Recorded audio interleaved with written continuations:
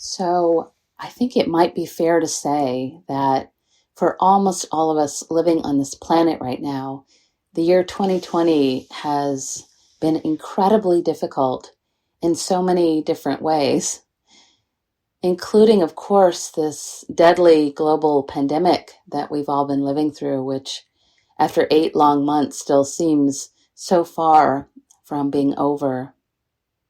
And of course, here in the United States, we've also just experienced a highly stressful election.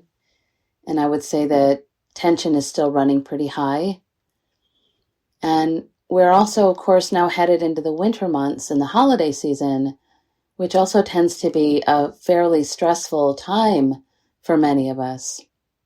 And what occurred to me these past few weeks is that what's really ripe for happening right now in the midst of so much stress and uncertainty is to find ourselves maybe on the receiving end of some sort of anger or blame or insult. In fact, because this year has been so uniquely trying, many of us have likely already experienced this special gift, if you will, which honestly is often just so much harder for us to deal with when we ourselves are also just trying to get through this time as best as we can. So at a time when we should really even be more tender with each other, the added tension sadly often results in people doing the exact opposite of this. Several weeks ago, actually, I was sitting down at my computer one night to check my emails. And there was a letter there from a longtime student and friend of mine. And I remember I was feeling happy to be hearing from her. But when I clicked on the email, what I found was a sort of short, very concise paragraph that was just painfully packed with judgment and blame and insult. And it ended with a kind of cold rejection of our continued friendship.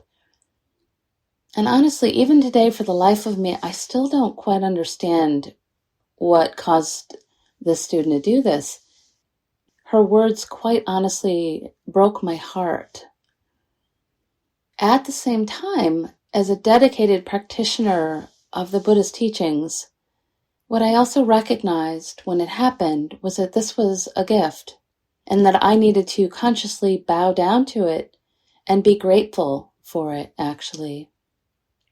Because as I've experienced so many times over the years, whenever I can open up to the pain and not run away from it, almost inevitably, it almost always has something to teach me.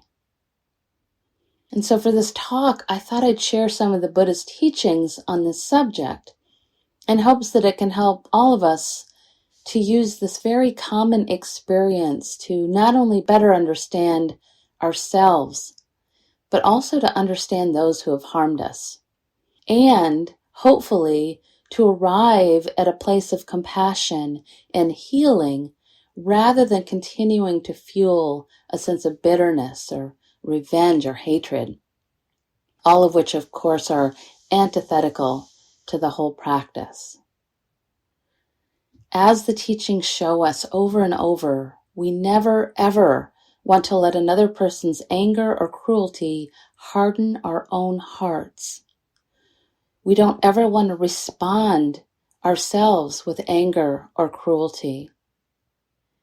So the practice then becomes a kind of guard in a way for our hearts, in that it protects us against other people's cruelty having that kind of power over us.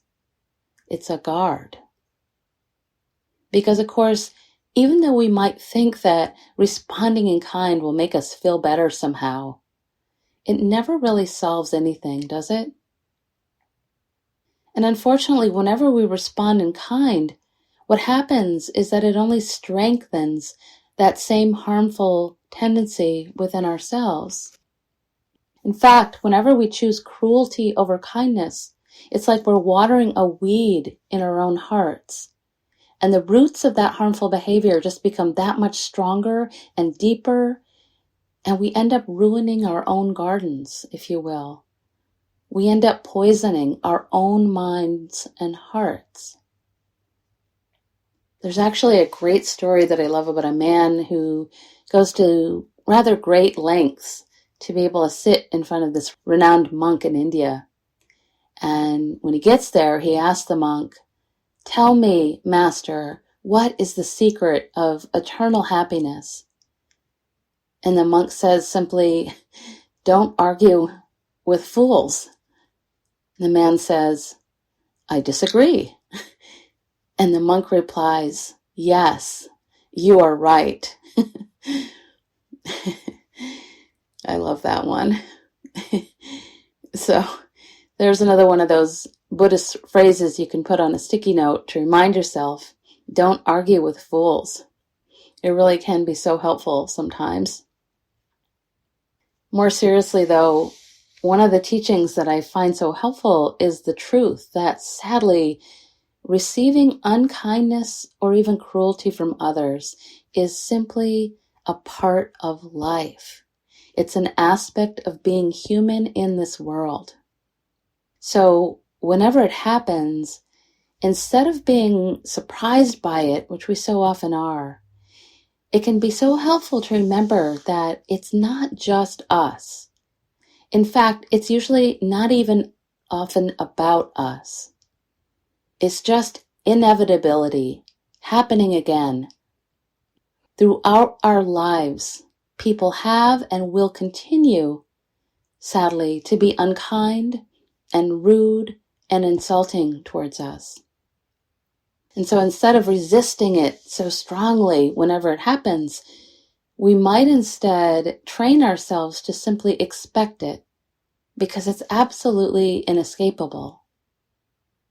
Unfortunately, the truth is that even though we might really try, we truly cannot please everyone. It's not possible. And if we think about it, our sense of insult sometimes happens almost daily, doesn't it? If you think about it. Like just someone cutting us off in traffic can feel like an insult sometimes, or maybe someone disagreeing with us about something, even something minor, might feel insulting. In the Dhammapada, the famous collection of phrases from the Buddha, it is said, quote, ancient is this saying. It is not just of today. They find fault in one sitting silently. They find fault in one speaking much. They find fault in one speaking moderately. No one in this world is not found at fault. No person can be found who has been, is, or will be only criticized or only praised. So often when I can remember those words from the Dhammapada, it almost immediately reminds me that I am not alone.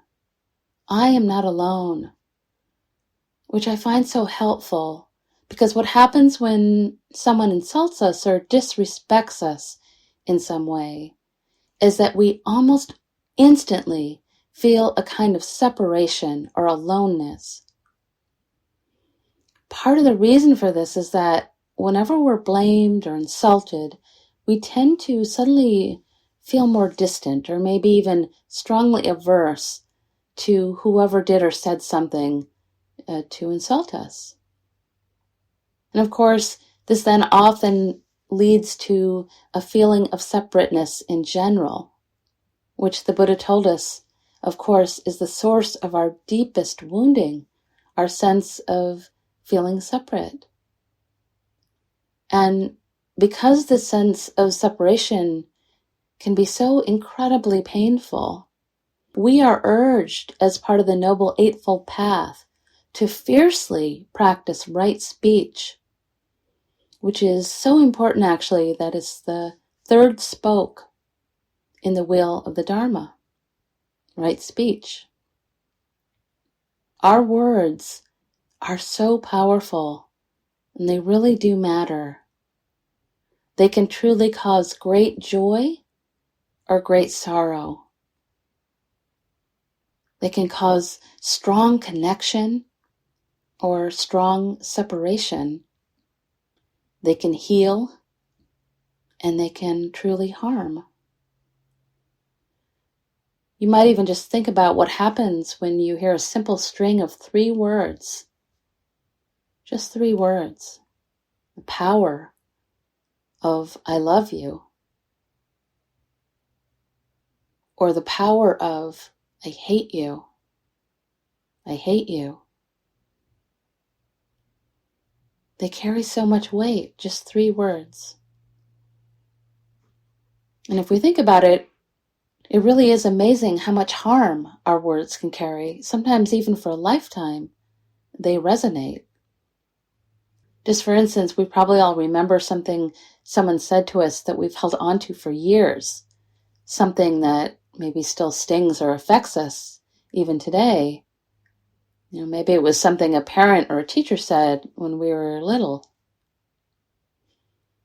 And even if we've long forgiven the person or the people who insulted us or harmed us with their words, most of us don't really ever forget what was said, do we? It almost always leaves a mark or a stain. So it almost goes without saying that there are many, many different ways in which people can insult us. It can just be endless, really. But if we continue to hold on to each insult or let each one affect us, it's going to greatly affect the whole quality of our precious lives on this earth. It's like that famous line from the poet Rumi, who asks us, if you are irritated by every rub, how will your mirror be polished? If you are irritated by every rub, how will your mirror be polished? So one of the most important ways that we can practice with insult is by learning how to let go, or at least begin to loosen our very strong grip on insult. And one of the best ways to practice with this is to understand what the Buddha referred to as the pain of the second arrow, as it involves the pain of insult. So in the teachings, the first arrow is the pain of that unexpected unkindness, or when we experience some sort of insult, some disapproval or judgment, criticism, some kind of disrespectful action maybe, or maybe even a kind of disrespect or even a disregard. And this might be something relatively minor, like a jarring comment, or maybe someone just takes that parking spot that we were really coveting. Might even be something someone didn't do, something you were expecting them to do, maybe in a particular way. Or it might be a bigger thing that really affects us, like maybe we get turned down for a job, or someone we're in a relation with rejects us or leaves the relationship. So all of these things that I just described are considered the first arrow, which is often described as the ouch, the initial hurt of the experience. The second arrow is how we relate to the pain of the first arrow. And this second arrow actually is on us. So again, for the most part, we don't have a lot of control about that first arrow. None of us chooses to be insulted or to be on the receiving end of harmful words.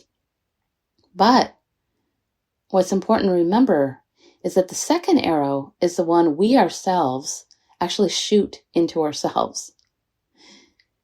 As we've all experienced, we can really choose to increase our own pain and suffering exponentially with this one, in really a myriad of ways. The first and maybe important way that we do this is when we take hold of this insult or disrespect and we kind of own it. We tend to take the insult extremely personally and basically allow our egos to identify with the insult. Like we're literally wearing the insult or the disrespect, maybe like the scarlet letter A. It might really feel like we're walking around with it, like we can't shake it off, that identity. Our grip on it is so strong. We're really believing in the insult. For instance, very often, children who are abused take on an identity of shame. It's very common. And they somehow believe that the abuse was their fault and that it is their shame, when who it really belongs to, of course, is the person who abused them. It's like the children are literally wearing someone else's clothes, taking on that identity and believing that it's theirs. And this can continue on way past childhood into adulthood, taking on that identity of shame. So, along with owning it, another way that we can increase the pain of the first arrow is by really chewing on it, like a dog might chew on a sore in its foot, just really gnawing on our story of the hurt or the harm. And honestly, sometimes can't we just do this for years when it's a really big one? We can also cause ourselves and others harm by retaliating in some way, by barking or biting back, if you will. Maybe we make some snarky comment, or we might torment the insulter with something, or in some way try to get them in trouble, or we might even do something we think might hurt them. We also tend to cause both ourselves and others harm by blaming, or by making the insulter wrong and really chewing on all the ways that they are truly awful evil incarnate. We can also fan the flames of the hurt by pouring more and more fuel on it, by keeping it going, adding more and more sticks to that fire. For instance, we might start dragging other people into this drama by talking about it over and over, maybe with our partner, or calling friends and relatives, or maybe telling everyone in town that we can think about this insult or disrespect. Or we might continue to amp up the drama with the person who insulted us to keep the back and forth going and going, because we really want to win or have them understand us. Somehow we think that by winning in this way, we will remove the pain of the first insult or the hurt. We won't have to feel it if we fight it. But of course, we tend to keep the flames hot by continuing to fuel it, by keeping the drama going on in our own minds. So, how do we work with that second arrow? How do we allow ourselves to let go of our strong grip on blame and insult and bring some cooling and healing to our hearts? To start, I'd like to share a few stories from the teachings. And the first one is from the Indian spiritual teacher Osho, who wrote about a time when the Buddha was said to have been traveling through a village, and some of the villagers who didn't agree with his teachings came out and started insulting him. Apparently, they used all the 4-letter Pali words that they knew, but the Buddha just stood there, listening silently, very attentively, until the crowd had sort of spent itself. And when they were finished, he very politely bowed to them and said, "Thank you for coming to me, but I'm in a hurry. I have to reach the next village. People will be waiting for me there. I cannot devote more time to you today, but tomorrow coming back I will have more time.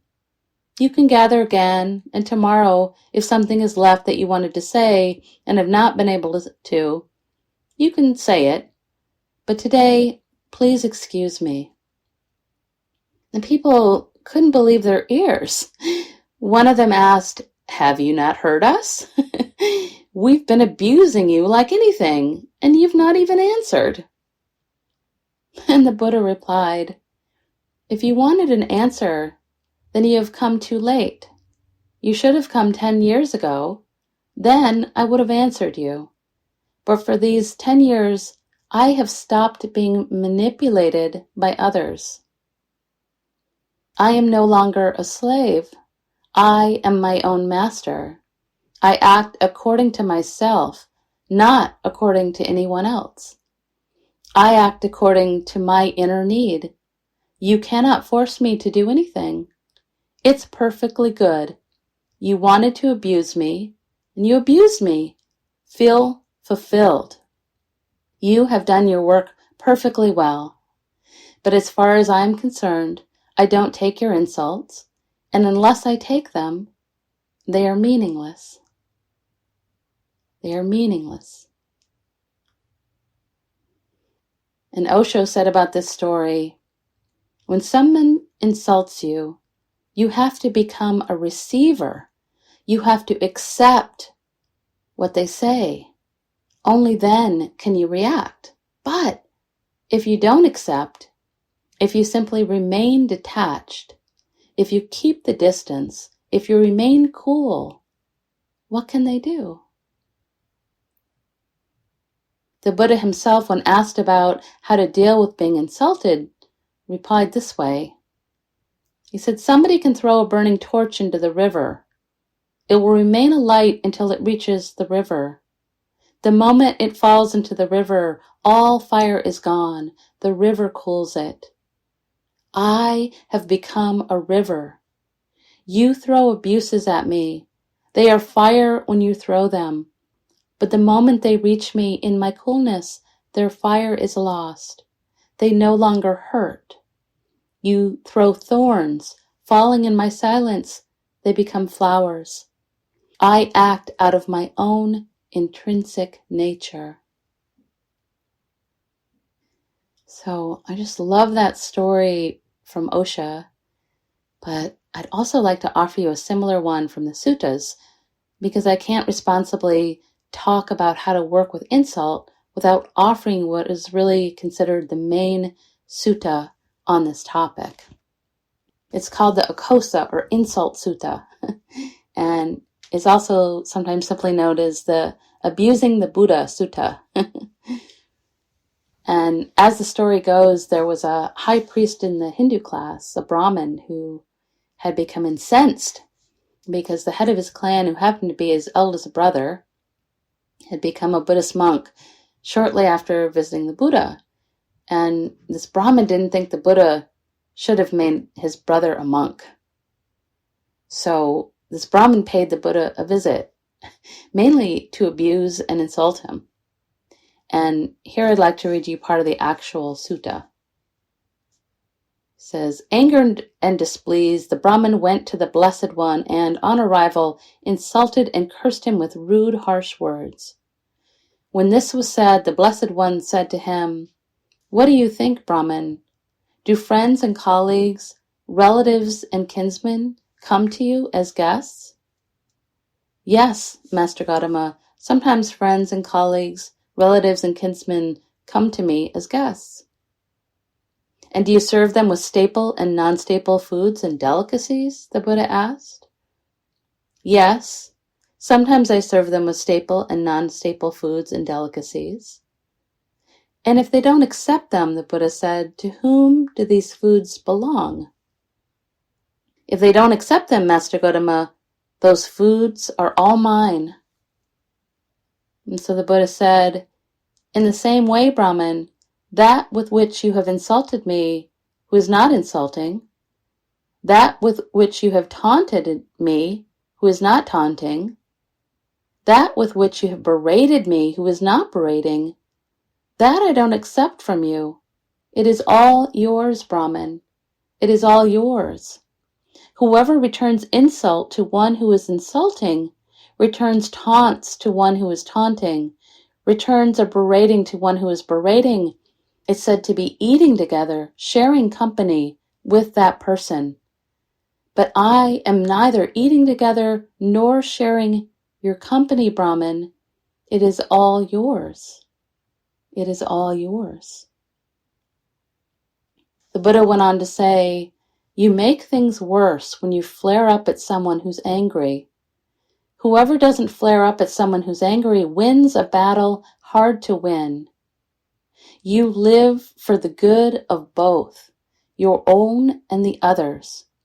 When, knowing the others provoked, you mindfully grow calm. When you work for the cure of both, your own and the others, those who think you a fool know nothing of the Dharma."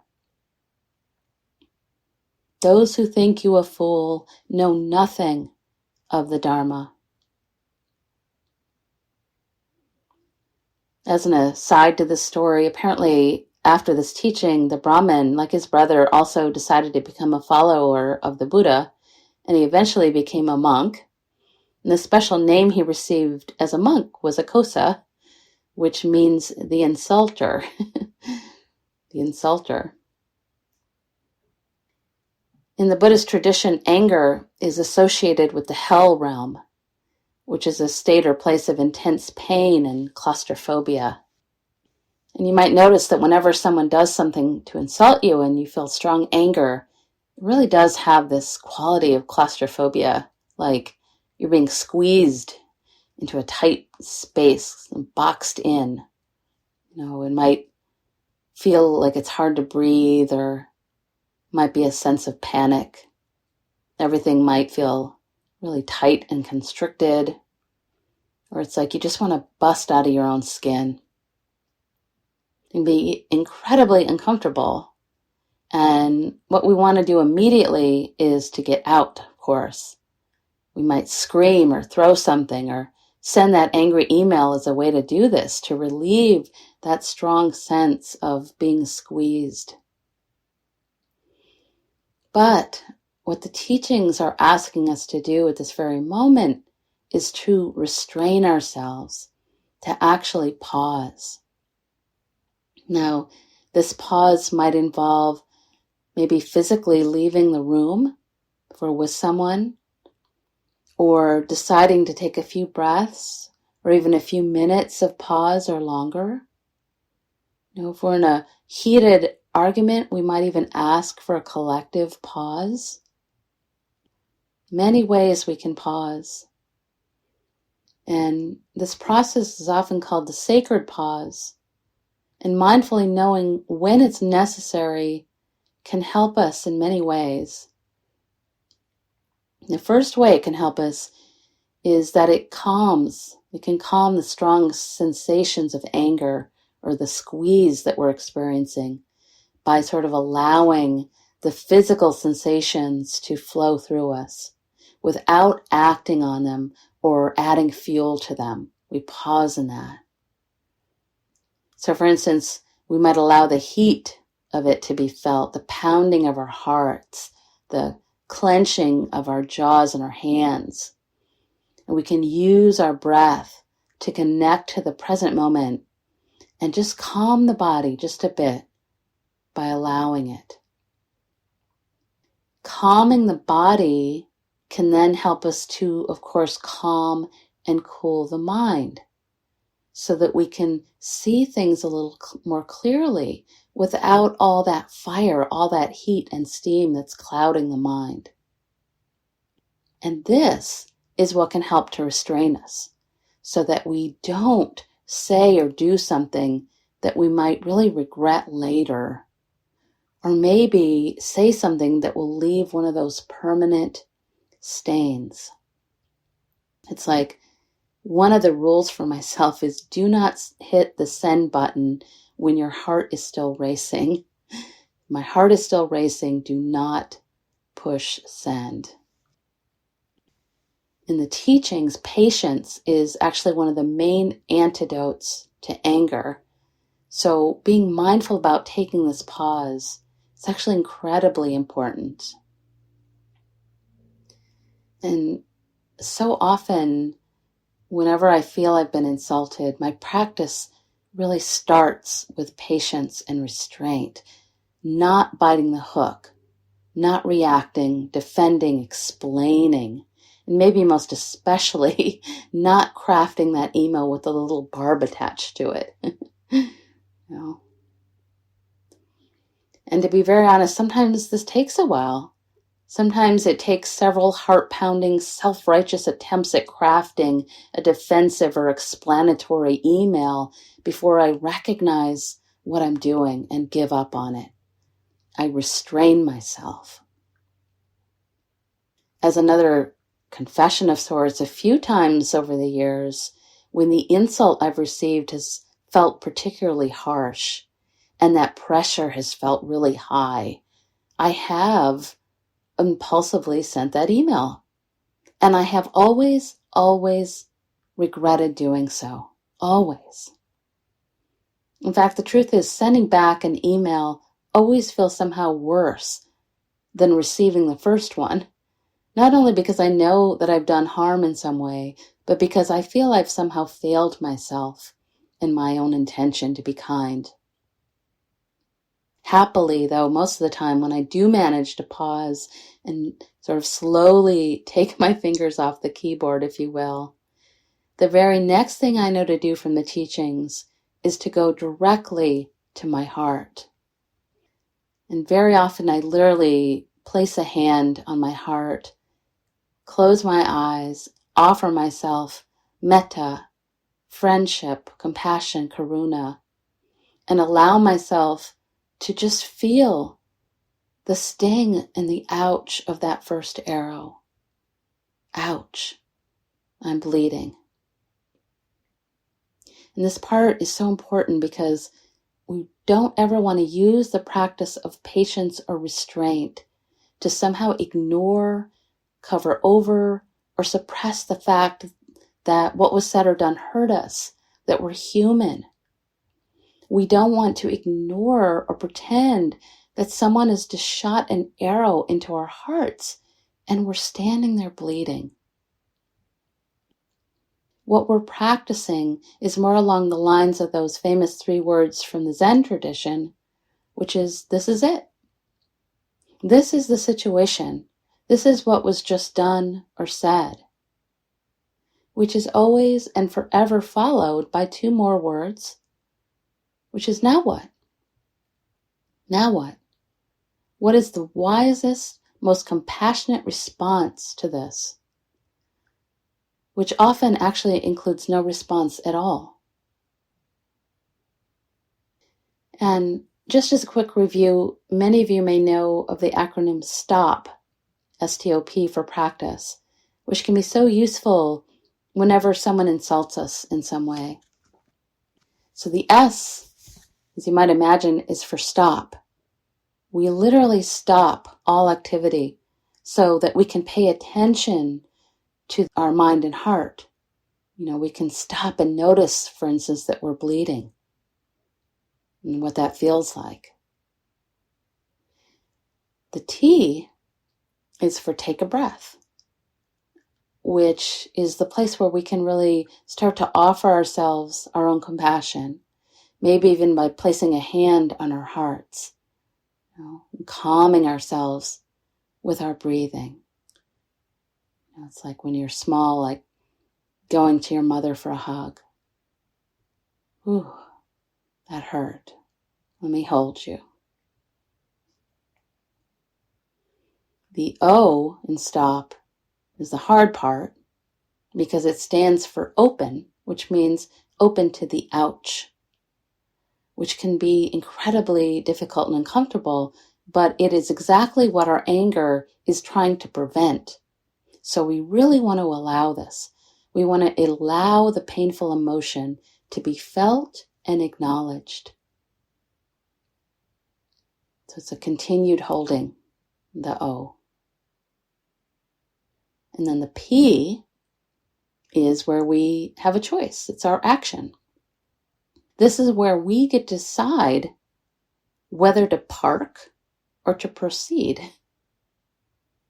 And if we proceed, we get to choose how to proceed or respond rather than react. We now have that choice. Once we've used the stop practice, practice, we can then remember the teachings from the Acosta Sutra, which is to remember that what the person has offered is not ours.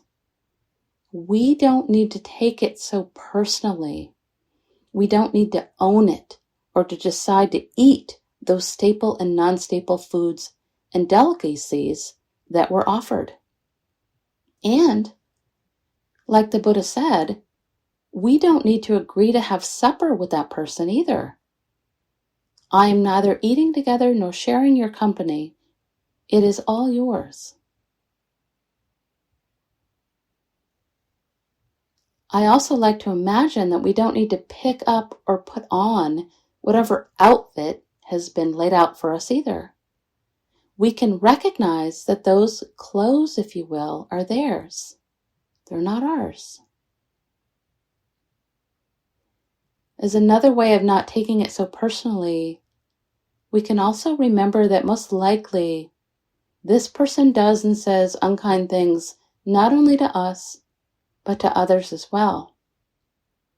And when we can remember this, instead of aversion, it can actually create a sense of compassion in us for the pain this person must be carrying, which makes them act this way, something from their own conditioning.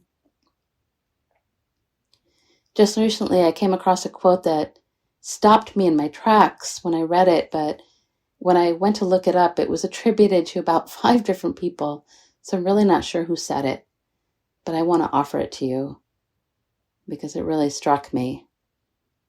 Apparently, the author was asked, "Why are you so nice, even to people who are rude to you?" And the author replied, "Because I, too, have been rude to nice people, and I know that rudeness comes from a place of roaring pain." Rudeness comes from a place of roaring pain. I just think that's so true.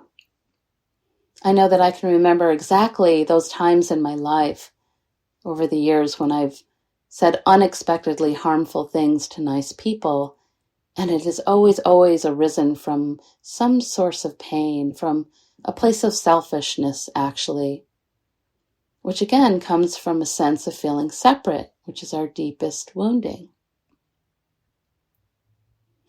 On the other hand, whenever we can restrain ourselves and stop the flow of aggression that is urging us to defend, very common, or blame, or even attack, and kindly respond instead, can actually bring us a kind of joy along with compassion and a sense of connection, because we can recognize that we're following the intentions of these teachings and not adding more fuel to the fire.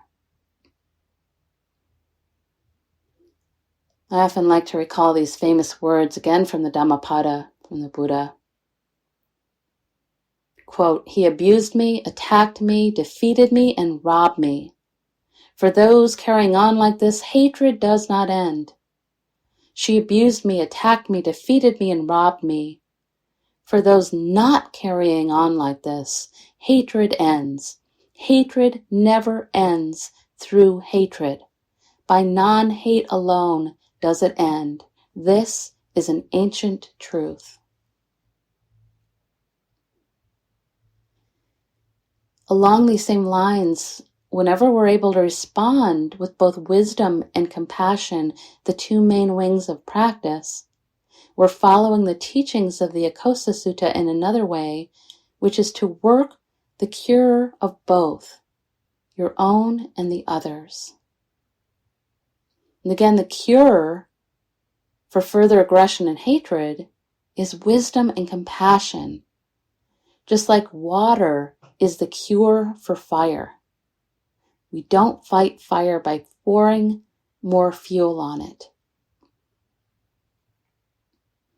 Finally, before I offer you a brief meditation on this, I wanted to end with one of my favorite quotes for you to contemplate. Though again, I've never been able to locate the precise author of this, but I find that the contemplation of it can be so helpful. It goes like this. An unhealed person can find offense in pretty much anything someone does. A healed person understands that the actions of others has absolutely nothing to do with them. Each day, we get to decide which one will be. Each day, we get to decide which one will be. So if it's available and you're ready, I'd like to invite you into a brief meditation. So you might find a comfortable sitting posture and close the eyes. You might begin with taking a deep breath in, slow breath out.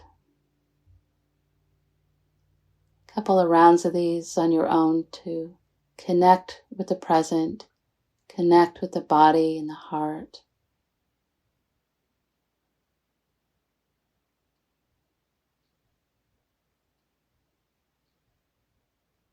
You might even consciously soften the body.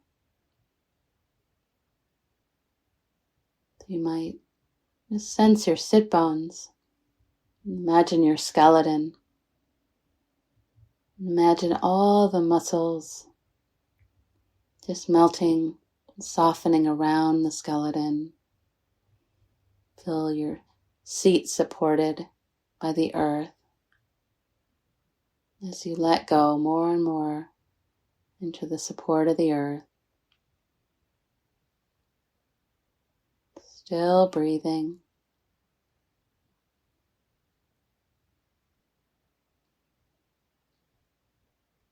You might notice the whole facial area and soften the face. You might imagine the skin all around the head just loosening and softening. Forehead smooth. Eyes. All the little muscles in the cheeks. You might let the teeth separate slightly so the jaw can also relax. Still breathing.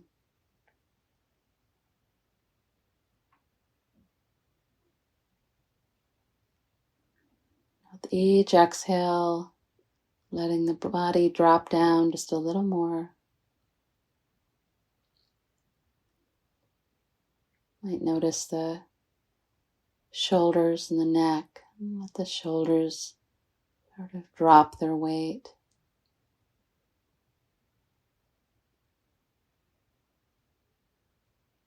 You might let the tummy soften.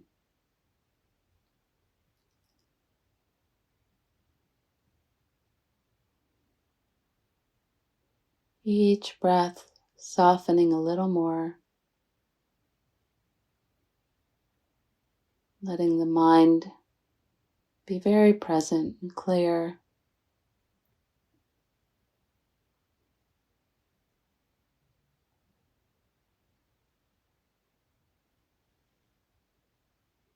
And as you're ready, I'm going to invite you to consider a recent time when someone did or said something that you felt was in some way insulting.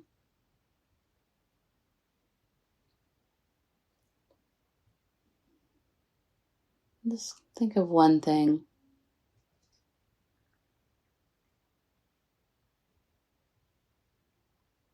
And allow yourself to really sense what it felt like then. What happened in the mind, in the body, and the heart?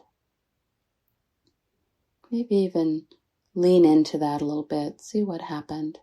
Recall what happened. How did you respond or react in the mind, in the body, and the heart?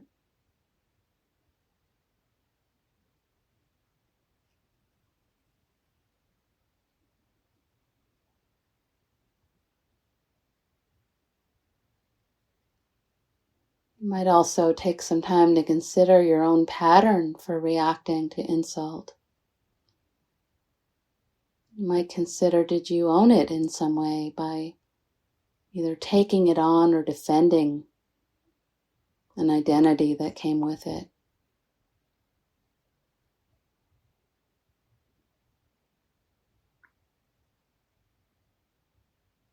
Did you own it or defend it?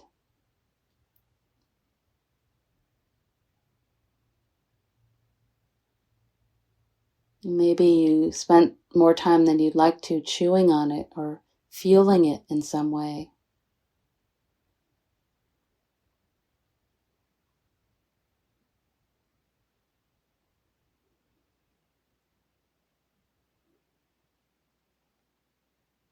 Maybe you reacted with some kind of blame or retaliation. No judgment here at all. Just taking some time to consider how you reacted so that you might gently shine some light on your habitual patterns for reacting to insult. Just take some time to consider your pattern.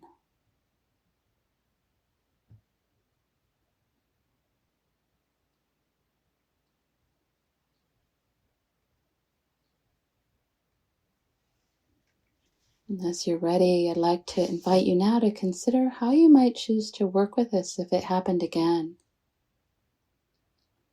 How might you use the insult as fodder for becoming more patient or kind or compassionate? How might you use it as a way to work on a cure for both?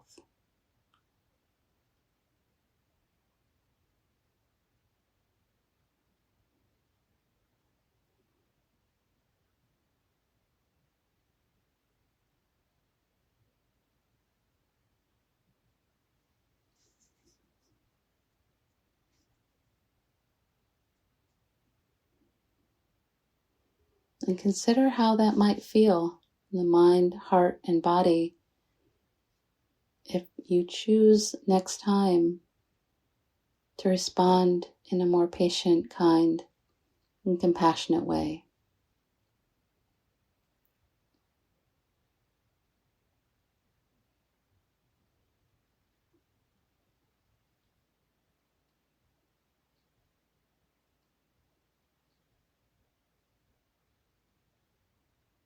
And finally, just listening to these words from one of my favorite poets, Mark Nepo, who tells us, what it really comes down to is the clearness of heart, to stop defining who I am by those who have hurt me, and to take up the risk to love myself, to validate my own existence, pain and all, from the center out. What it really comes down to is the clearness of heart to stop defining who I am by those who have hurt me, and to take up the risk to love myself, to validate my own existence, pain and all, from the center out. Namaste and blessings.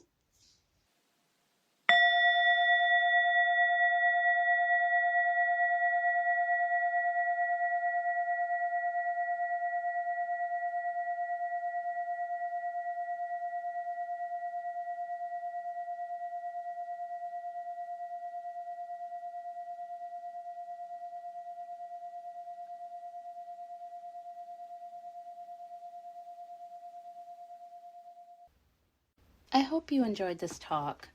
These talks are always offered freely so that no one is ever denied access to these teachings, and your support really makes a difference. Dana is an ancient Pali word meaning spontaneous generosity of heart.